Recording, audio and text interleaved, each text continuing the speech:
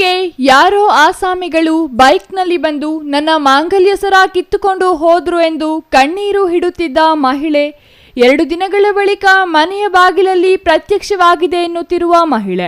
ಈ ವಿಚಿತ್ರ ಘಟನೆ ಚಿಕ್ಕಬಳ್ಳಾಪುರ ನಗರ 23ನೇ ವಾರ್ಡ್ ಚಾಮರಾಜಪೇಟೆಯಲ್ಲಿ ನಡೆದಿದೆ.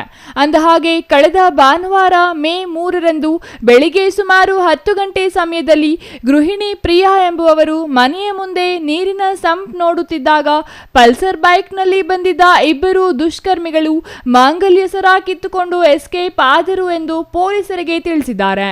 ಇನ್ನು ಘಟನೆ ತಿಳಿದ ಚಿಕ್ಕಬಳ್ಳಾಪುರ ನಗರ ಠಾಣೆಯ ಪೊಲೀಸರು ಸ್ಥಳಕ್ಕೆ ಭೇಟಿ ನೀಡಿ ಪರಿಶೀಲನೆ ನಡೆಸಿ ಪ್ರಕರಣವನ್ನು ದಾಖಲಿಸಿಕೊಂಡ ಪೊಲೀಸರು ಚುರುಕಾಗಿ ತನಿಖೆ ಶುರು ಮಾಡಿದ್ರು. ಸರ್ ಪ್ರಿಯಾ ಸರ್ ನಾನು ನೀರು ಬಿಟ್ಟಿದ್ದಾರೆ ಅಂತ ನೋಡೋಕೆ ಬಂದೆ ಸರ್. ಸಂತೆಗ್ನವರು ಅಷ್ಟೊತ್ತಿಗೆ ಹಿಂದೆಯಿಂದ 2 220 ಬೈಕ್ ಪಲ್ಸರಲ್ಲಿ ಬಂದುಬಿಟ್ಟು ಚೈನ್ ನಂದು ಕಿತ್ಕೊಂಡು ಹೋಗಿದ್ದಾರೆ ಸರ್. ಏನು ಸರ್? ಅವರು ಬೈಕಲ್ಲೇ ಸರ್ ಬಂದಿತ್ತು. ಬೈಕಲ್ಲಿ ಬಂದರು ಸರ್.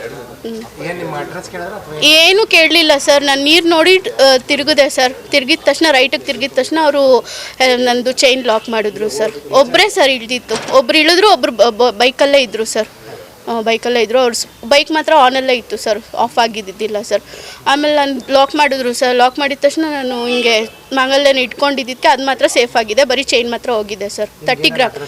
ಏನು ಕೇಳಲಿಲ್ಲ ಸರ್, ಏನು ಕೇಳಲಿಲ್ಲ. ನೈಫೆಲ್ಲ ಇಟ್ಕೊಂಡಿದ್ರು ಸರ್ ಅವರೆಲ್ಲನೂ. ಏನು ತೋರಿಸಿಲ್ಲ ಸರ್, ಇಟ್ಕೊಂಡಿದ್ರು ಅಷ್ಟೇ ಸರ್. ನಾನು ಜೋರಾಗಿ ಕಿರ್ಚಕ್ಕೂ ಆಗಿಲ್ಲ ಸರ್. ನನ್ನ ಲಾಕ್ ಆಗಿತ್ತು ಸರ್. ಇಲ್ಲಿ ಚಿಕ್ಕಬಳ್ಳಾಪುರದಿಂದ ದೇವನಹಳ್ಳಿವರೆಗೂ ಸಿಸಿಟಿವಿ ಪರಿಶೀಲನೆ ನಡೆಸಿದ್ರು. ಆದರೆ ಎಲ್ಲಿಯೂ ಸಹ ಸರ ಕಳ್ಳತನವಾಗಿರುವ ದೃಶ್ಯಗಳು ಹಾಗೂ ಕಳ್ಳರ ಚಲನವಲನಗಳು ಸೆರೆಯಾಗುವುದಿಲ್ಲ. ಆದರೂ ಸಹ ಚಾಲೆಂಜ್ ತೆಗೆದುಕೊಂಡಿದ್ದ ಪೊಲೀಸರು ತಲೆಕೆಡಿಸಿಕೊಂಡು ತನಿಖೆ ನಡೆಸುತ್ತಿದ್ರು. ಆದರೆ ಘಟನೆ ನಡೆದ 2 ದಿನಗಳ ನಂತರ ಕದ್ದೊಯ್ದ ಮಾಂಗಲ್ಯ ಸರ ಪ್ರಿಯಾ ಅವರ ಮನೆಯ ಬಾಗಿಲು ಮುಂದೆ ಪತ್ತೆಯಾಗಿದ್ದು ಎಲ್ಲರಲ್ಲೂ ಆಶ್ಚರ್ಯ ಮೂಡಿಸಿದೆ.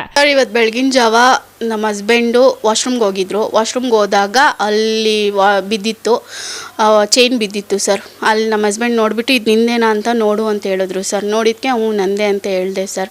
ಡೋರೆಲ್ಲ ಕೆಳಗಡೆ ಓಪನ್ ಆಗಿತ್ತು ಸರ್. ಓಪನ್ ಆಗಿದ್ದು ನೋಡಿಬಿಟ್ಟು ನಾಯಿಗಳೆಲ್ಲ ತುಂಬ ಜೋರಾಗೆ ಕಿರಿಸ್ತಾ ಇತ್ತು ಸರ್. ಅದನ್ನ ನೋಡಿಬಿಟ್ಟು ತಕ್ಷಣ ನಾವು ಪೊಲೀಸ್ ಅವ್ರಿಗೆ ಇನ್ಫಾರ್ಮ್ ಮಾಡಿದ್ದೀವಿ ಸರ್. ಮಾಡಿದ್ದಕ್ಕೆ ಸರ್ ಹೇಳಿದ್ರು ಪೇಪರಲ್ಲಿ ತೆಗೆದ್ಬಿಟ್ಟು ಮನೇಲಿ ಇಡ್ರಿ, ವಿಡಿಯೋ ಎಲ್ಲ ಕಳಿಸ್ರಿ ಅಂತ ಹೇಳಿದ್ರು ಸರ್. ಎಲ್ಲ ಇನ್ಫಾರ್ಮ್ ಮಾಡಿದ್ದೀವಿ. ಅವರು ಬೆಳಗ್ಗೆ ಬಂದುಬಿಟ್ಟು 11 o'clock ಮಾತಾಡಿಸ್ಕೊಂಡು ಹೋಗಿದ್ದಾರೆ ಸರ್. ಸರ್ ಇದು ನಮ್ಮದೇ ಸರ್ ಚೈನ್. ಗೋಲ್ಡೇ ಸರ್ ಚೈನ್. ಇದು 30 ಗ್ರಾಮ್ ಇತ್ತು ಸರ್. ಇವಾಗ ಸಿಕ್ಕಿರೋದಕ್ಕೆ ನನಗೆ ಖುಷಿ ಆಗ್ತಿದೆ. ಅವನು ಸಿಗಬೇಕು ಸರ್. ಕತ್ಕೊಂಡು ಹೋಗಿರೋನು ಸಿಗಬೇಕು ಸರ್. ನನಗಾಗಿರೋದು ಬೇರೆಯವ್ರಿಗೆ ಆಗಬಾರ್ದು ಸರ್. ಅಷ್ಟೇ ಸರ್.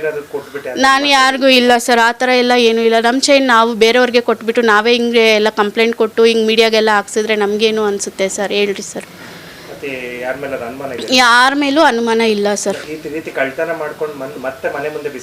ಇಲ್ಲ ಸರ್, ನನಗಿನ್ನೂ ಶಾಕಲ್ಲೇ ಇದೆ ಸರ್. ಯಾರಿಗೂ ಹಿಂಗೆ ಆಗಿಲ್ಲ ಸರ್.